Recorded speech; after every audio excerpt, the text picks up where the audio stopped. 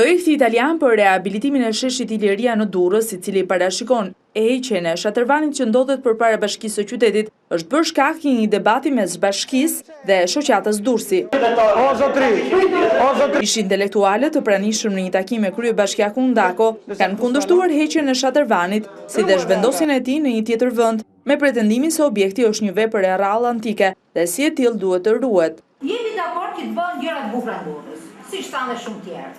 Por ama nuk ka mundësi që Durrësit t'i bëhet një gjë e bukur i qik më larg se qendra që ka qenë.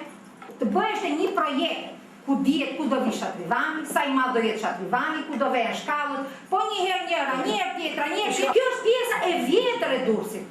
Dhe mund të rritet kështu si është. Kryebashkiaku tha se objekti do të transferohet në një tjetër vend, ku dhe do të ruhet si monument kulture. Tani për shumë specialistë nuk e kanë konsideruar Shatrivani trashëgimi kulturore, është një trashëgimi, është një monument i cili mund të spostohet dhe vendoset në një vend tjetër. Nuk është se ne do ta prishim dhe do ta hedhim.